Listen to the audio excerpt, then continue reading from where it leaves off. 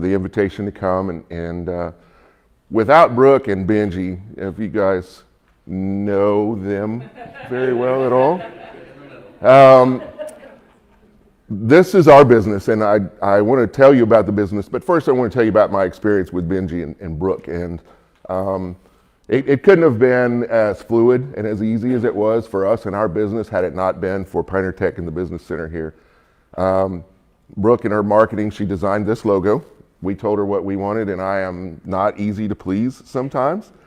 And after, I don't know, about the 10th or 11th, 12th try, she sent this, and I was like, that's it. That's what I want. And what we have here is a banner. A banner is always what draws your attention. It says Defensability on there. Well, that's our name, and I'll explain that in a minute. But if you look at the top of the logo is actually a sight aperture. That is a rear sight and a front sight aperture. And that is for pistol shooting. It is, the bottom half is a shield.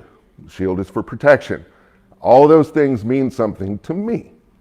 That's what she did. So that means a lot. I'm very thankful. Benji was able to help us get our LLC and our DBA, and here we are today. So that being said, my name is Sean Grigsba.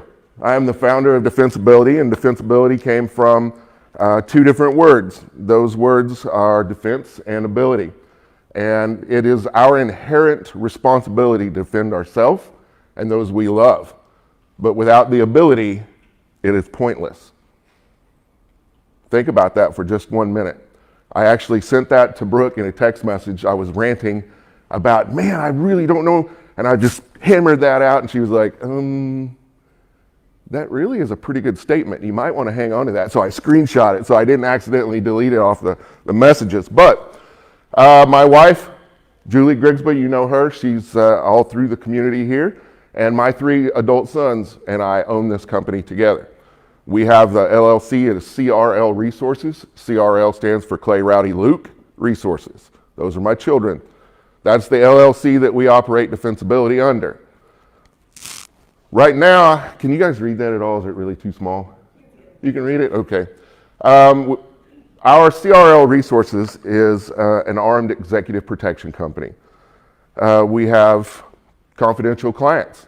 And so when we sat down, we were like, hey, how do we go about and promote our company, CRL Resources? And Brooke's like, you don't. And Benji's like, you can't do that. Because the level of our clients, them being confidential, how am I supposed to tell you what we do for those clients? Because then you don't know anything about us, because I can't tell you.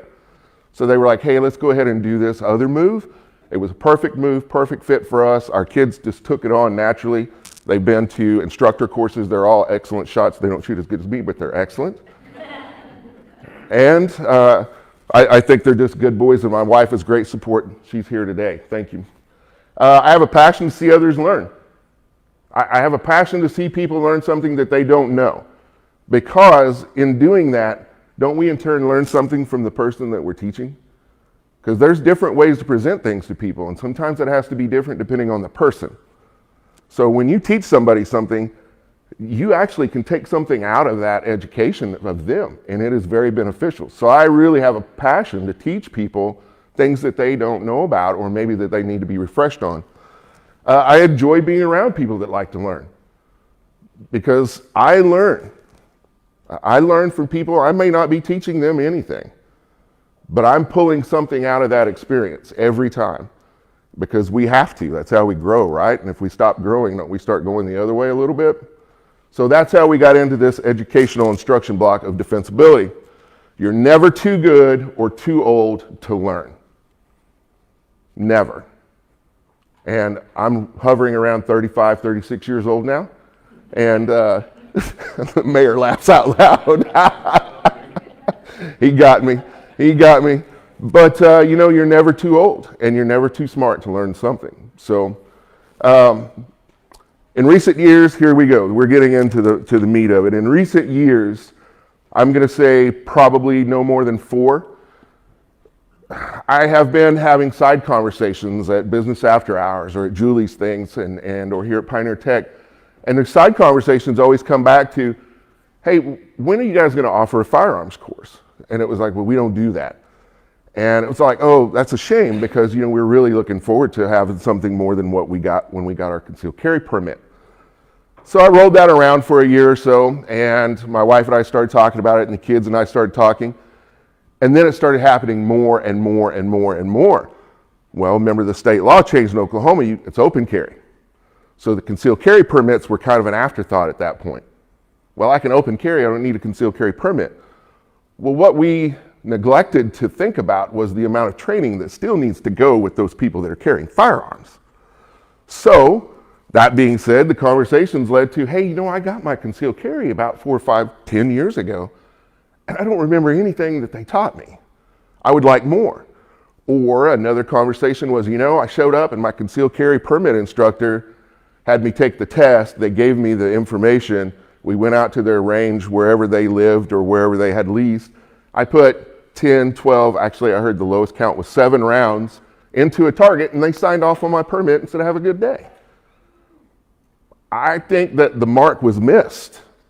That instructor just sent somebody away with a permit that says they're allowed to carry a firearm concealed and that they know all they need to know. Well, that's only about 50% true. Not everyone knows all they need to know when it comes time to conceal carry for personal defense. There's always something that can be learned. There's always something that can be taken out of an instructional block. So, here we are. With my experience in my career, my children's experiences in their career, we were able to put this together. So we offer 3 levels of training. Level 1 is introduction to firearms or pistols. Level 2 is basic pistol. And level 3 is our namesake, defensability. So you have to prove to us that you have some kind of firearm training to come to defensability level 3. Because when you come there, we're not spending a lot of time on introducing you to a firearm. You should already have that. What we're doing is we're introducing you to the proper way to conceal carry, the proper way to defend yourself, and if you have to defend yourself, what you do then. Because if you defend yourself, guess who's coming? Me and all my friends for my day job, right? We're coming. And there needs to be some understanding of what's going to happen when we get there. Well, those blocks of instructions are not offered. Look around. Search the internet. They're not being offered to citizens as to what to expect. That's what we offer. We offer from the time that you are engaged to a threat, if you deem it a threat, to the time that you're being interviewed by law enforcement as to what happened. We go through that entire gamut, and trust me, there's a lot. You have 3 choices. You have several choices, but the 3 biggest ones are, am I going to be a witness? Am I going to be a victim? Or am I going to be an active participant? Those are the 3 big choices that you have to make if you're engaged with a threat. Well, if you're carrying a concealed firearm, don't those choices get a whole lot bigger? Because if I choose to be a witness, it means I'm probably not getting this out because somebody might see that and take that as a threat, right? If I'm going to be a victim, it means I haven't made any decisions. If I'm going to be an active participant, it means I'm confident in my abilities to carry a concealed firearm and defend myself, my loved ones, and those around me. So that's what we build our premise of defensibility level 3 on. I think that that is important that we do that. I think that is important that it's offered. And I think it's important that you all are here today to help me share that with people because it's not out there. It is not out there. Defense of yourself or your family is inherently your responsibility. However, without the ability, it is pointless. Here's the next one. Unexpected defense of yourself or your loved ones is what will leave you wishing you had prepared. It's never the expected defense of yourself or your loved ones that leave you wishing you had prepared, because when do we ever expect it? It's the unexpected defense that will leave you wishing you had prepared. Well, you know what? This is an easy way to do that. This is an easy way to do that, and that's what we're offering. You know, my day job leaves me prepared, expecting the worst, right? Every day. But this, as citizens, we leave our house expecting the best every day, and it's the unexpected worst that catches us. So we have to be careful, and that's what we're able to provide you training on. The toughest question, this was on the Million Cups survey and application. The toughest question I've ever been asked, and this was by a friend of mine, and it was, doesn't being trained in firearms make me more liable if I defend myself? I just kind of looked at him for a minute, and the simple answer is, what's the alternative? If you have a firearm and you're not trained how to use it, what's the alternative of the liability? Not using your firearm? Or not having the training, having to use it and then see what happens?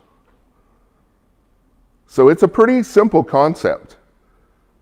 Firearm, if you're going to carry a firearm, learn how to use it. I'm not telling you one way or the other. I don't care. But if you have one, you should know how to use it. If you don't know how to use it, and you still want to carry it, maybe we should talk.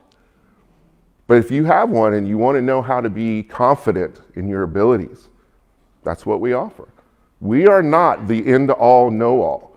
We are an extension of something you may already know. And you can leave our training and go somewhere else and get more training. That's what happens. That's how this evolution of training works. You don't just stop.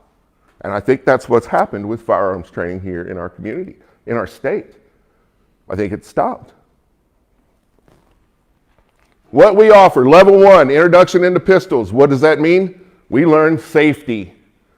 Safety, safety, safety, safety, safety. I love hearing, I've been raised around my guns my whole life. I've been around a refrigerator my whole life. I don't know how to work on one. Right? That doesn't mean I know how the refrigerator works. So saying, well, I've been around guns my whole life, well, does that mean you walk past a gun safe all the time, or do you actually get them out, take them apart, clean them, and know how they work? Or how to use them safely? We got to balance that. We offer level 1, which is safety, nomenclature, and maintenance. Okay, so you know how to use it safely. You know what all the parts are called and how to put it back together once you take it apart. But if you never clean it, you're going to have issues. Or if you over clean it, you can have issues with some firearms.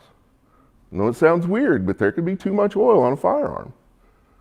So we teach people, new gun owners, that don't get that. You can read the manual. Sometimes the manual's not very clear. So we offer that in level 1. Level 2 is basic pistol shooting. Again, safety. Safety, safety, safety. And then we go to the fundamentals, which means what? You learn the proper stance, proper grip, sight alignment, how to acquire your target, what's beyond your target. And then you learn how to accurately and confidently put that round where you want it to go. Sounds pretty simple, but it takes some work. Level 3 is defensability. Again, you see we offer safety, safety, safety. We don't really care if you're knocking the center out of a bullseye every round at 20 yards. But what we really care about is how you know how to safely shoot at a target at 20 yards. But we offer safety again, equipment safety and weapon retention. Why is that important? Without weapon retention, if you're carrying a firearm, couldn't somebody take that away from you? No kidding. I'll not tell you where this happened. I went into a business, and the employee of that business was exercising their right to open carry. I'm okay with that. High five. I wasn't okay with the fact that they were wearing a very inexpensive nylon holster that was hooked to a carabiner that was hooked to their belt loop, which was holding their pistol. And when they walked, it looked like a set of keys. Anybody of any strength at all could walk by and pop that right off their belt loop. That's not being very responsible. Are there better ways to do it? Absolutely, there are better ways to do it. So we help teach that. Weapon retention is not just about the holster, it's about how to keep people from getting a hold of your weapon. There are ways to do that. We got to work on those. If that's something that, if there's gun toters in this room and you're exercising your right, awesome. But if you've never wondered what it's like for somebody to take that away from you, better think about it, because it's a possibility. Family plans. Family plans. My wife and kids, and I was just telling Robert Howard about this earlier, used to drive them crazy. They hated going anywhere with me because I always had a go bag that was in the car somewhere. It's full of first aid stuff and other things. But I always knew where the exits were. That may sound weird to you, but if something bad goes down in wherever I'm at, I don't care what it is. Don't you think I want my family to be one of the ones that's out? It's my job, my oath, to do what is necessary at the time. My family didn't take that oath. It's not my family's responsibility. But so there needs to be a plan in place. My wife can tell you where every exit and every restaurant in this town is, trust me. She's like, oh, can we just drive through? Okay, babe. Decisive responses, again, victim, witness, or an active participant. You have to be able to make those choices. And sometimes that means not getting out a pistol or a sidearm that you know how to use. Sometimes it means being a really good witness.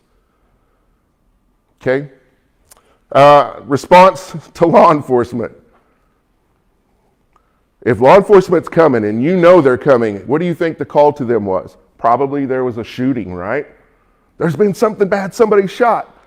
Well, what does law enforcement never mostly hear over that same phone call where the person's reporting there's been a shooting? The description of the person that's doing the shooting. So if we have a responsible gun owner who has protected himself and his loved ones and taken care of a threat, and law enforcement shows up and doesn't know who the good guy and bad guy is at the time, could that alter the response a little bit? Sure. So we teach things that you should do as a responsible gun owner in the event that there is a threat. You need to know what law enforcement response is potentially going to look like so you know what your actions need to be. Make sense? Then the other thing that we teach, it's not any less important than any of the others, is emergency care. If there has been bullets flying around and somebody's hurt and it's somebody that you care about, you should know how to keep that person sustainable. And we teach those things. It is of my opinion, that's only my opinion, that if you carry a firearm, you should also carry a tourniquet. Because you take the chance of receiving some trauma, and you're also maybe going to affect some trauma, or somebody you care about is going to have some trauma. We need to learn how to apply a tourniquet. Tourniquets save lives. Direct pressure saves lives. But if we don't know how to do those things as gun owners, or our family knows how to do those things, it doesn't take long for somebody to be in a bad place if they're losing blood. It doesn't take long. Medical professionals in the room, you know what I'm talking about. A femoral brachial bleed doesn't take long. A carotid bleed doesn't take long. So that's my opinion. So it leaves us with questions. Robert Howard, this is your expertise. Do I just open the floor to questions? Yes.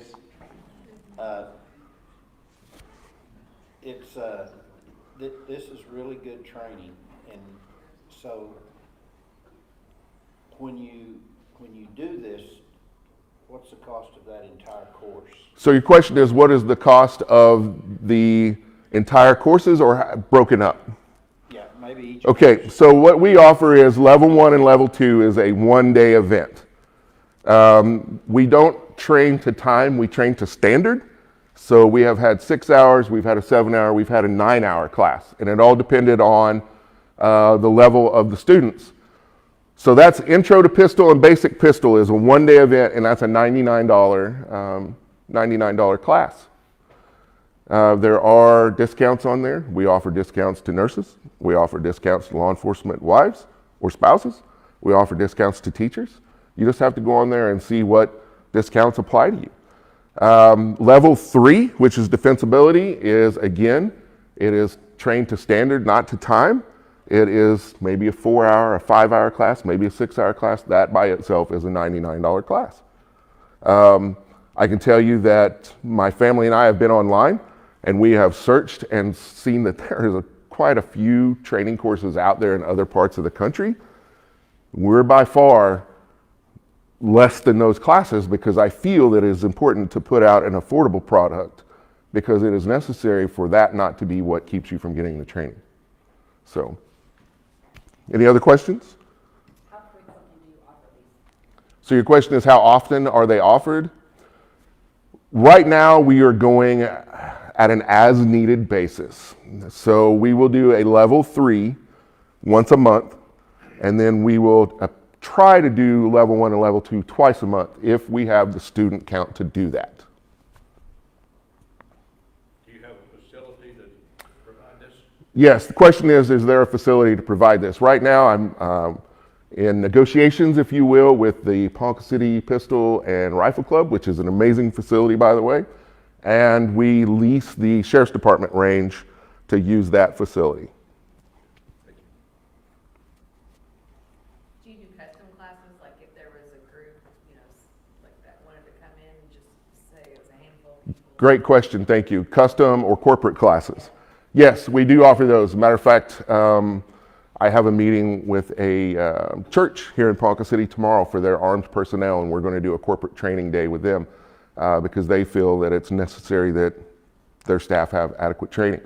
Private lessons, absolutely, and the cost is going to vary on that depending on what the level of shooting ability that those individuals have. And then corporate training, absolutely. There's been a couple of businesses ask me, hey, can I get my entire staff in? You can, but we need to talk about what that's going to look like, because if you're bringing 25 people into a class that normally is 10, so we have to adjust accordingly, but yes. Sean, someone online was asking if you have information on the internet about I do. The question was, is there information on the internet? Absolutely. shootingclasses.com/defensability. That is our online webpage. You can go on there. You can search all kinds of training classes on there, but we chose to put ours on there as well because it is a nationwide database. And also the NRA page, their training page, we're on there also. On your Facebook? And Facebook as well, yes, thank you. Their other platform is Facebook, which is just Defensability. Just type that in and that's on there. Even have Benji's smiling face on there. Oh, everybody's like, ah. Okay, I was just corrected. It's not a backslash. It's a forward slash. So it's a slash. You just pick one. If the one doesn't work, do the other one. So, any other questions? Thank you. We offer women's classes. I have found in our experiences that, or in my experience, that women have, this is going to not please everybody, women have the innate ability to outshoot men almost every time. They are very fine motor skills. Their ability to focus is amazing. And I can tell you that the women we've had in our classes so far, with just a little more training, will outshoot the men that we've had in the classes, to include Benji. But we are offering a women's only course. It is this June 4th. It'll be this Saturday. And we have found that women often do better when it's women. They don't feel like they have to compete. And men often, I am one of them, make everything a competition. So my wife doesn't shoot with me, she shoots with somebody else. But we will offer women's courses probably every other month, depending on the interest. Anything else? Sean, what's in the intro class, what kind of information are you giving them? Sure, good question. The question is, in the introduction to pistols class, what information is being put out there? Well, we start very basic. We start talking about firearms, which is single action revolver, double action revolver, and to a semi-automatic pistol. We talk about the breakdown, loading, unloading, safe handling, the nomenclature, again, the maintenance. All that is information that we put out there before anyone ever picks up a firearm. We talk about the differences, what a single action compared to a double action, compared to a semi-automatic pistol, what those differences are and how they apply to the firearm that you have.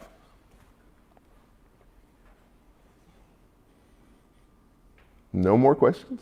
What can we do to better support you and your business? To better support us in our business, well, come take a class, of course. That's the best way.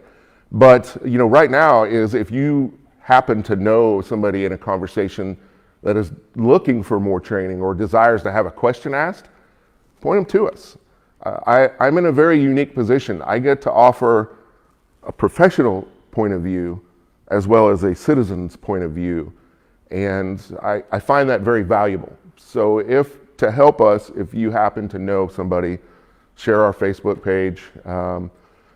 Just come. If you maybe don't want to come to a course yet, schedule a visitation so you can come watch the course.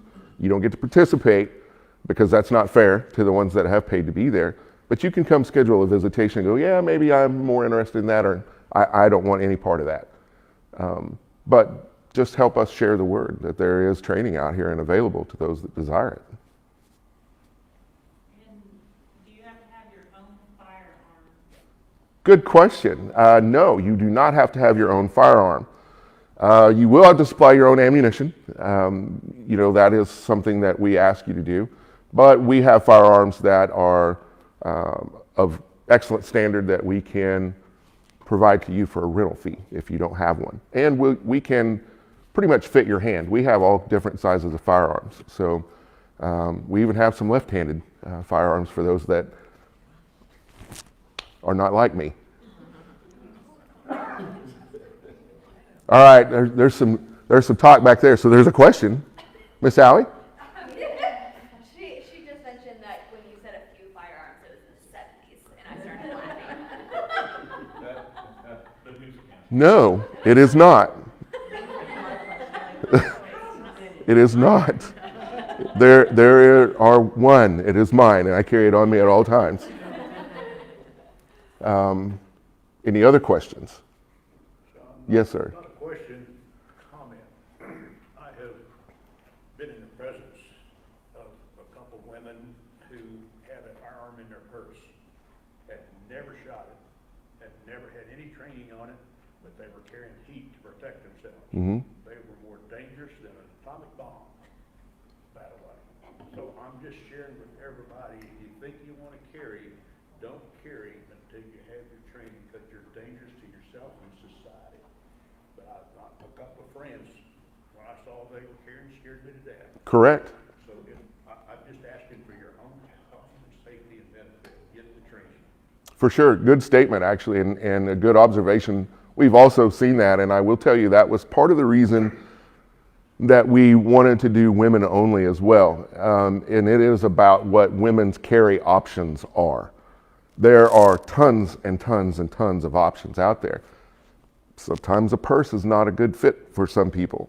Sometimes it is. Sometimes it is. But they've probably had training and they know how to retrieve their firearms safely. Any other questions? All right. Well, I'm going to turn it over back to Mr. Robert Howard. Thank you, sir.